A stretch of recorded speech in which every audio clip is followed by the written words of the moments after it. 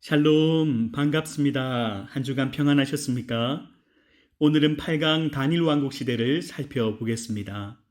먼저 지난주 살펴봤던 사사시대를 복습해보면 사사시대는 이스라엘 민족이 가나안 민족을 진멸하라는 하나님의 명령에 불순종해서 결국 가나안 문화에 동화되어 우상 숭배의 죄를 범하게 되고 하나님은 주변 나라를 통해서 심판하시면 이스라엘 백성은 고통 가운데 부르짖어 회개하고 하나님은 그들의 회개를 들으시고 사사를 보내셔서 구원하시지만 또 범죄하는 이러한 악순환을 끊어버리지 못한 채 영적으로 도덕적으로 타락한 이스라엘의 실패한 역사가 바로 사사 시대였습니다. 하나님은 실패한 그 원인을 사사기 21장 25절 말씀에 이스라엘에 왕이 없었으므로 사람들이 각기 자기 소견에 옳은 대로 행하였더라 라고 말씀을 하셨습니다. 그러나 이스라엘에 왕이 없었던 것은 아니었습니다.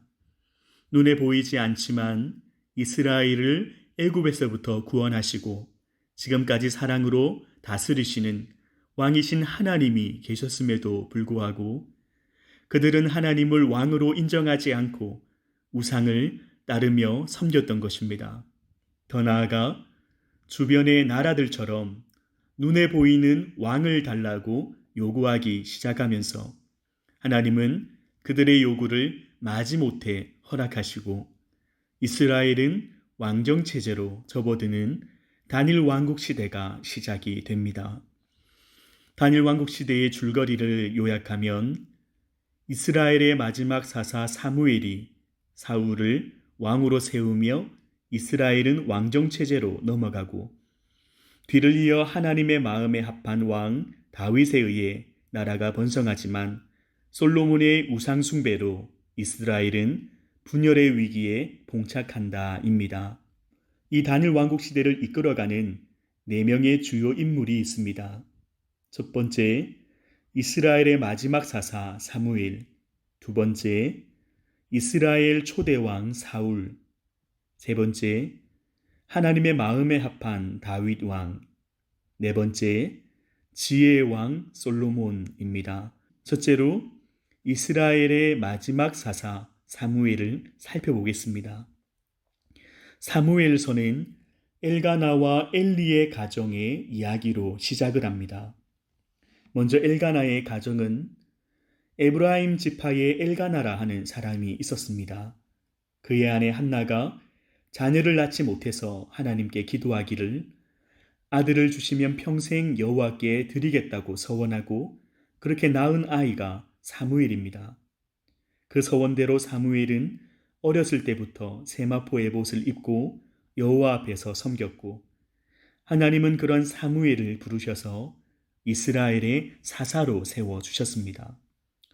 그리고 엘리의 가정이 있었는데 그 당시 대제사장 엘리에게는 홈니와 비느아스라는 두 아들이 있었습니다. 사무엘상 3장 1절 말씀은 그 당시 영적인 배경을 설명하는데 여호와의 말씀이 희귀하여 이상이 흔히 보이지 않았더라. 하나님의 말씀이 없었다는 것은 재앙과도 같은 그런 일이었습니다. 여전히 이스라엘이 우상 숭배와 같은 영적인 타락과 도덕적인 타락이 얼마나 심했는지를 보여주고 있고 엘리가 대제사장과 사사의 직분을 전혀 감당하지 못하고 있다는 것을 여실히 보여주는 대목입니다. 그리고 그의 아들 홈니와 비느하스를 사무엘상 2장 17절은 이렇게 평가합니다. 이 소년들의 죄가 여호와 앞에 심히 크면 그들이 여호와의 제사를 멸시함이었더라. 그들은 하나님께 드리는 제물을 중간에 가로채서 자신들이 먹어버리는가 하면 심지어 회막문에서 수종드는 여인과 동침하는 그런 악행들을 저지릅니다. 이렇게 사무엘서는 엘가나와 엘리의 가정을 대조하면서 그들의 자녀 사무엘과 엘리의 두 아들들의 앞날이 어떠했는지를 비교하고 있는데 사무엘은 이스라엘의 사사로 세워져서 하나님께 귀하게 쓰임을 받았습니다. 그러나 엘리의 두 아들들은 블레셋과의 전쟁에 참전했다가 전사하고 그 전쟁에서 이스라엘은 법궤마저 빼앗깁니다. 그리고 엘리의 두 아들의 전사 소식을 들은 그 엘리는 의자에 앉아있다가 놀라서 넘어져서 목이 부러져 죽어버리고 임신 중이었던 비나하스의 아내는 남편이 죽은 소식을 듣고 해산하면서 아이의 이름을 이가봇이다. 하나님의 영광이 이스라엘에서 떠났다. 그야말로 엘리의 가문은 망해버립니다. 엘가나의 가문과 엘리의 가문의 흥망성쇠를 가른 결정적인 차이가 무엇입니까? 사사시대부터 실패했던 다음 세대에게 믿음을 물려주는 것이 얼마나 중요한지를 다시 강조하면서 사무엘서는 시작하고 있습니다. 이렇게 기도하는 어머니 한나를 통해서 사사로 세움받은 사무엘과 믿음의 본을 보이지 못한 채 자녀를 믿음으로 양육하지 못한 엘리의 가문이 망하면서 대조를 이루고 있는 것입니다. 이렇게 이스라엘의 마지막 사사로 세워진 사무엘은 미스바에서 회개운동을 일으켜서 블레셋과의 전투에서 크게 승리하고 그곳을 여호와께서 여기까지 우리를 도우셨다 하며 에벤 에셀이라 이름을 짓습니다. 그리고 사무엘은 사울에게 기름 부어 이스라엘이 왕정 체제로 전환되는 그리고 다윗을 왕으로 세움으로 나라가 안정되고 부강하게 되어 전성기를 맞이하게 되었습니다. 그러나 사무엘도 연약한 인간이었습니다. 그의 아들들을 이스라엘 사사로 세웠는데 사사는 세습되지 않고 하나님께서 세우시는 직분입니다. 사무엘은 자녀들에게 사사의 직분을 세습하는 잘못을 저지르게 되고 그 자녀들이 뇌물을 받고 판결을 굽게 하면서 이것이 이스라엘 백성들이 왕을 요구하게 되는 그런 계기가 되었던 것입니다. 아이러니하게도 사무엘도 다음 세대 사역에 실패하면서 이것이 얼마나 중요하고 또 어려운 일인지를 우리에게 보여주고 있습니다. 이스라엘 백성들이 이제 왕을 세워달라고 요구하기 시작합니다. 그 표면적인 이유는 사무엘이 늙었고 그의 아들들이 실패했다는 이유였습니다. 그러나 내면적인 이유는 주변의 나라의 왕들이 부러웠던 것입니다.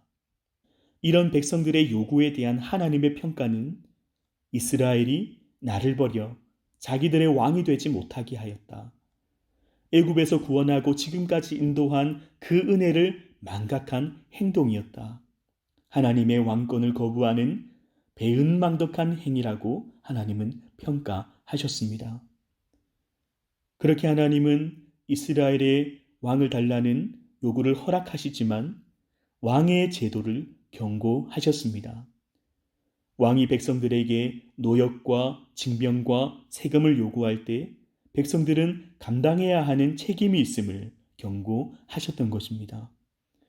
이스라엘이 하나님께서 다스리시는 신정체제에서 인간 왕이 다스리는 왕정체제로 넘어가면서 발생하는 가장 큰 문제가 무엇이겠습니까? 이스라엘 역사로 살펴보아도 의로운 왕이 다스릴 때는 나라가 평화와 번영을 누리게 되지만 불의한 왕이 다스리면 나라가 위기에 찾아오게 되었다 하는 것입니다. 완전하신 하나님 대신 불완전한 인간을 왕으로 세운 당연한 결과인 것입니다.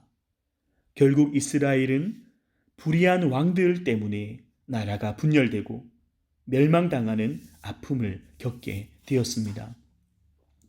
두 번째 주요 인물은 이스라엘의 초대 왕이지만 교만으로 하나님께 버림받은 비운의 왕 사울입니다. 사울의 배경은 베냐민 지파의 유력한 기스의 아들이었습니다. 그의 외모는 이스라엘 자손 중에 그보다 더 준수한 자가 없고 키는 모든 백성보다 어깨 위만큼 컸다고 기록하고 있습니다. 누가 봐도 왕감이다 할 정도로 준수한 외모를 가지고 있었습니다. 그의 성품은 사무엘이 그를 왕으로 세우려 했을 때 짐 보따리 속에 숨으면서 자신은 미약한 사람이라며 겸손한 모습도 보여주었습니다. 하나님의 명령으로 사무엘은 길갈에서 사울에게 기름 부어 이스라엘 초대왕으로 세우게 됩니다. 그러나 사울은 교만하여 실패하고 씁쓸한 최후를 맞이하게 됩니다. 사울이 실패하게 된 결정적인 두 개의 사건이 있었습니다. 첫째는 블레셋과의 전쟁입니다. 블레셋과의 전쟁을 앞두고 사무엘은 사울에게 번제와 화목제를 드리기 전까지 길갈에서 7일을 기다리라고 명령했습니다. 그러나 블레셋이 오자 사울이 번제와 화목제를 드리며 하나님의 명령에 불순종했습니다. 그러면서 나중에 사무엘이 나무라자 부득이하여 번제를 드릴 수밖에 없었다라고 핑계를 대었습니다. 왕이 제사장의 일을 하는 그 월권 행위로 이런 사무엘의 망령된 행위와 불순종으로 하나님 마음에 맞는 사람을 왕으로 세울 것을 하나님은 말씀하셨습니다. 두 번째로 아말렉과의 전쟁입니다. 하나님은 아말렉과의 전쟁을 앞두고 모든 것을 진멸하라고 명령하셨습니다. 그러나 사울은 자신이 보기에 가장 좋은 것들을 남겼는데 나중에 핑계대기를 하나님께 제사 드리기 위해서 그랬다고 핑계를 대었습니다. 사울을 왕으로 세우신 이유가 겸손함이었는데 이런 사울의 교만으로 하나님께 불순종하게 되고 하나님은 그런 사울을 버리셨다 말씀을 하였습니다. 결국 사울은 질투의 화신이 되어서 다윗이 골리앗을 죽이고 국민적인 영웅으로 등극해서 인기를 얻자 사울은 질투심에 눈이 멀어 다윗을 죽이려고 수단과 방법을 가리지 않았습니다. 그런 사울을 하나님은 다윗을 왕으로 훈련시키기 위한 연단의 도구로 사용하셨던 것입니다.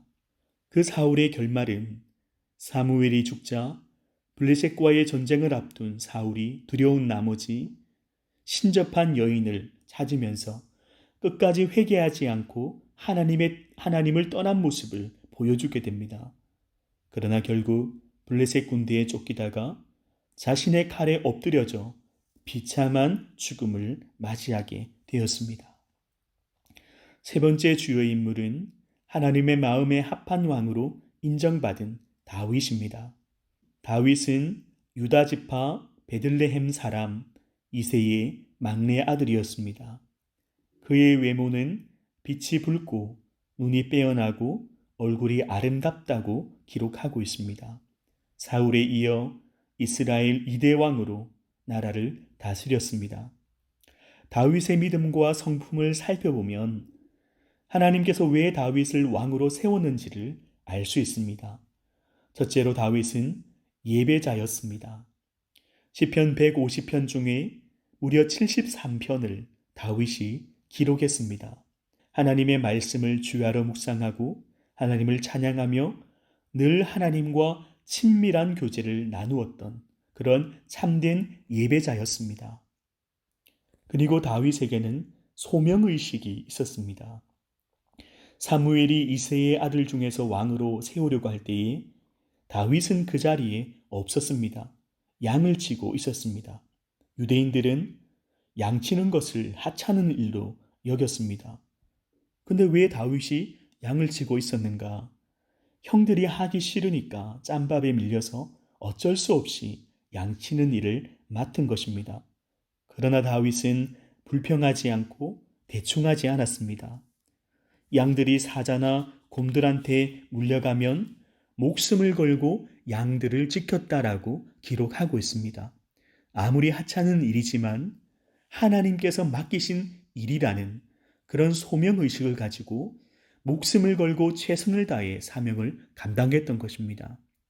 이런 다윗을 보시고 하나님은 내 백성 이스라엘을 다윗에 맡겨도 되겠다 그렇게 생각하지 않으셨겠습니까? 사무엘이 다윗에게 기름 부어 왕으로 세웁니다. 그리고 다윗에게는 거룩한 분노가 있었습니다.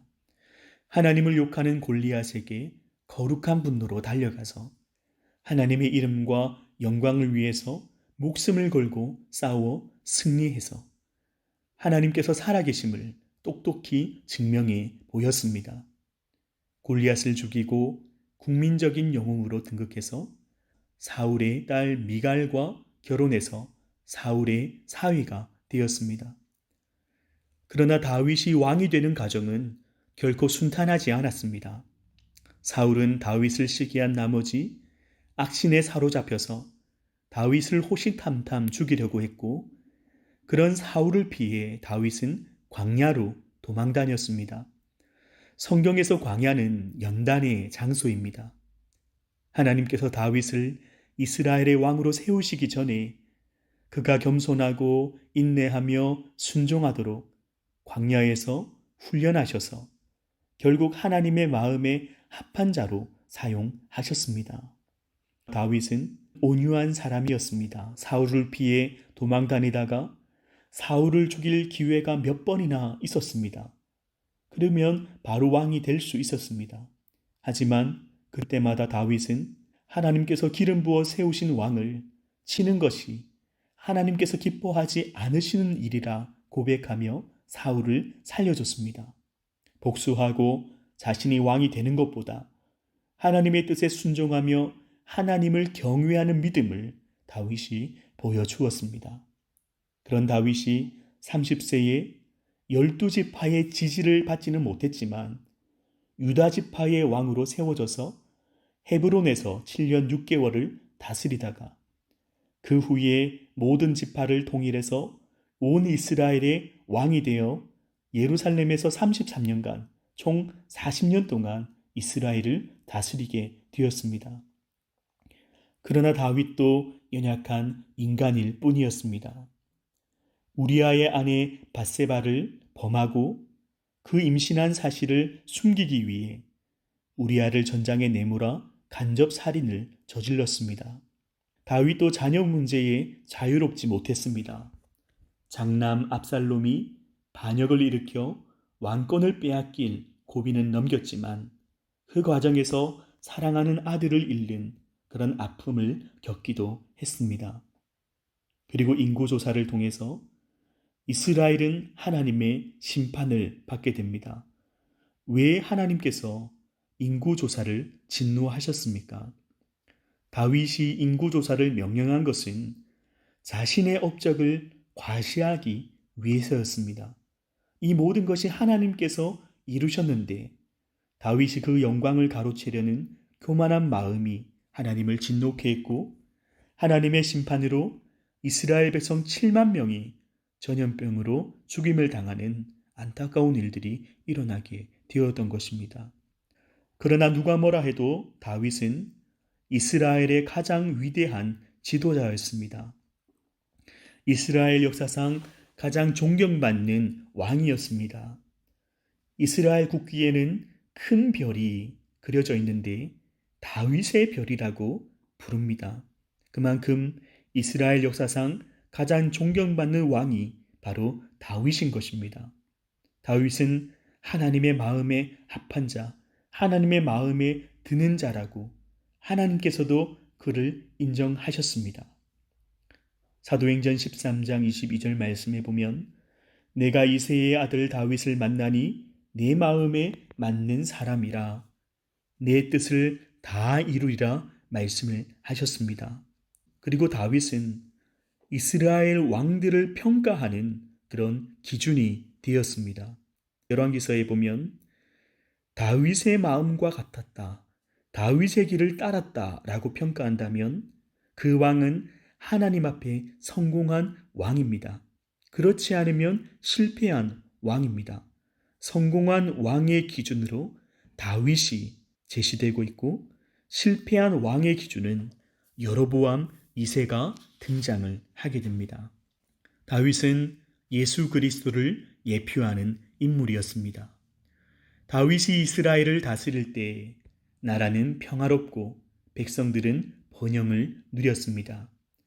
하나님은 이런 다윗과 언약을 맺으셔서 다윗의 왕권을 영원히 견고하게 하리라 약속을 하셨습니다.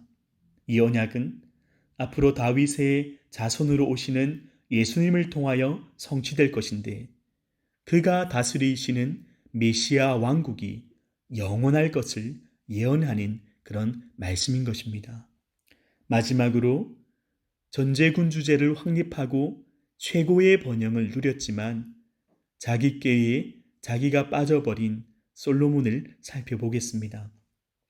솔로몬은 다윗이 밧세바에게서 낳은 아들이고 이스라엘의 3대 왕으로 세워져 40년간 통치했습니다. 다윗이 죽을 날이 임박할 때에 솔로몬에게 유언하는데, 열왕기상 2장 3절 말씀에 보면 내 하나님 여호와의 명령을 지켜 그 길로 행하여 그 법률과 계명과 율례와 증거를 모세의 율법에 기록된 대로 지키라. 그리하면 내가 무엇을 하든지 어디로 가든지 형통할지라. 다윗이 하나님께 형통할 수밖에 없었던 이유를 솔로몬에게 유언을 하는데, 하나님 말씀대로 살아가면 내가 무엇을 하든지 어디로 가든지 형통하리라. 그렇게 유언을 한 것입니다. 솔로몬이 왕이 되고 기브온에서 하나님께 일천번제를 드릴 때, 그 밤에 하나님은 솔로몬의 꿈에 나타나셔서 무엇이든지 구하면 주시겠다고 말씀을 했고, 솔로몬은 겸손하게 지혜를 구했습니다. 이 기도가 하나님의 마음에 들어 하나님은 지혜와 부귀와 영광도 주셨다라고 말씀을 하고 있습니다. 그리고 하나님은 솔로몬과 언약을 맺으셨는데, 열왕기상 3장 14절 말씀에 내가 만일 내 아버지 다윗이 행함같이 내 길로 행하며 내 법도와 명령을 지키면 내가 또 내 날을 길게 하리라 약속을 하셨습니다. 그리고 솔로몬의 가장 중요한 업적은 성전을 건축한 것입니다. 다윗이 성전을 건축하려 했으나 하나님은 그가 전쟁으로 많은 피를 흘렸기 때문에 성전 건축 준비만을 허락하셨고, 솔로몬이 성전을 건축하며 하나님께 봉헌하게 됩니다. 그래서 예루살렘에 세워진 성전으로 인해서 예루살렘이 이스라엘의 영적인 중심지로 부상을 하게 됩니다. 그러나 솔로몬은 주변 나라들과의 정략 결혼을 통해서 이스라엘을 평화와 번영으로 이끌려 하였지만, 그 왕비들이 가져온 우상에 마음이 빼앗겨서 결국 우상을 숭배하게 됩니다. 하나님은 그에게 2번이나 나타나 경고하셨지만 결국 솔로몬은 하나님을 떠나 우상 숭배의 죄를 범하게 되고, 이 솔로몬의 배교로 이스라엘은 하나님의 심판을 받아 남유다와 북이스라엘로 분열되는 아픔을 겪게 됩니다. 그러나 하나님은 다윗과 맺은 언약을 기억하시고 솔로몬의 때가 아니라 그의 아들의 때에 나라를 나누심으로 다니엘 왕국 시대가 끝이 나고 분열 왕국 시대로 접어들게 되는 것입니다. 결국 이스라엘이 왕정 국가로 전환되면서 왕이 누구냐에 따라서 평화와 번영이 결정되었습니다. 다윗 때에 평화와 번영을 누렸지만 솔로몬 때의 우상 숭배로 나라가 분열됩니다. 결국 우리는 이 다니엘 왕국 시대를 통해서 다윗이 예표하는 메시아를 갈망하게 되는 것입니다. 다윗의 자손으로 오실 참된 왕이신 예수 그리스도께서 이 땅에 오실 때에 우리가 그분의 왕권을 인정하고 그분의 다스리심과 통치하심에 순종할 때에 영원한 평화와 안식을 누리게 되고 그의 나라는 영원하게 될 것을 기대하게 되는 것입니다. 강의를 들어주셔서 감사합니다. 다음 주에 건강한 모습으로 다시 만나겠습니다. 샬롬.